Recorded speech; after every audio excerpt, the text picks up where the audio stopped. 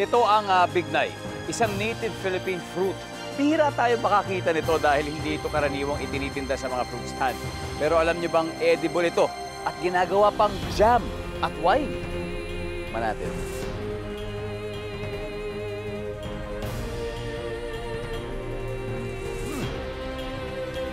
Ayos.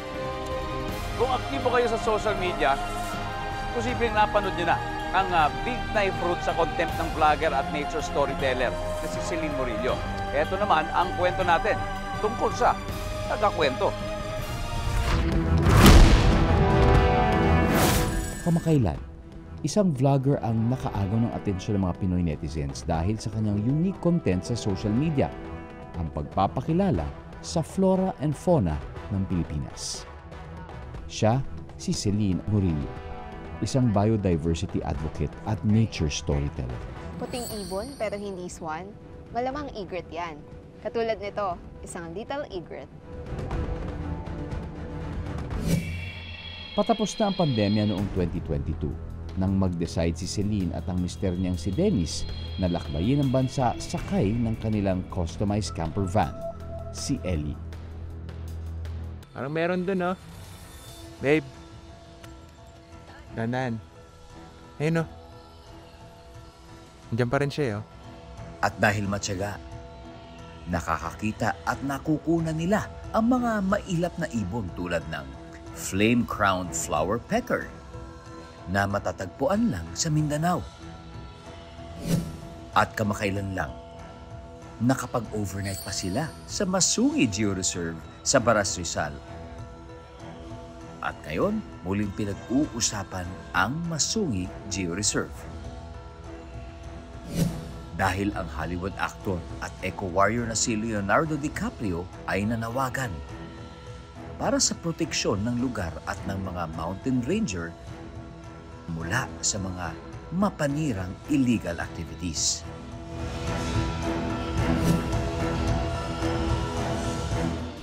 Ang mahahabang biyahe ni na Celine at Dennis nauwi sa paglikha ng maiigsing content.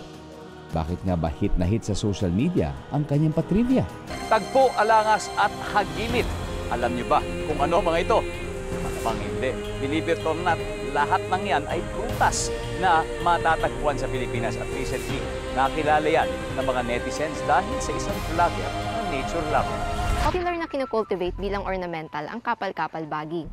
Ito ang 25 sentimo. Isa sa pinakapinanood na videos ni Celine, ang Sari Buhay at Salapi series, kung saan sari-saring impormasyon tungkol sa mga halaman at hayop na makikita sa ating salapi ang kanyang ibinahagi. Welcome to Wildlife Wednesdays. Ito ang bagong segment sa vlog ni Dennis kung saan ako ang bida. De, joke lang. Passion talaga ni Celine ang mga fauna o halaman. Ito ang mapilig, isa sa mga 5 na ironwood species dito sa Pilipinas. Isa sa mga rare trees. Uy, may bignay dito. Pwede silang kainin lahat. Pero ang pinakamasarap ay itong reddish black dahil bukod sa asim, meron na rin siyang tamis.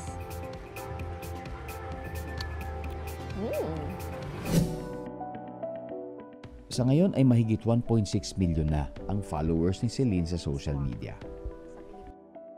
At bird photography din ang isa sa pinaka-challenging gawin, lalo na kung mailap ang ibong kukunan mo. Ang ating pipicturean today ay ang tinaguriang most secretive bird in the Philippines. So happy to have you here and do field work on the Bagobo Babbler. Pero pag andyan na ang mga dipakpak na nilalang, parang biyaya ang pagkakataong makunan sila. Bihira rin makita na parehong nasa nest yung parent birds. Swerte kasi nangyari ito at napicturean pa namin. Masaya!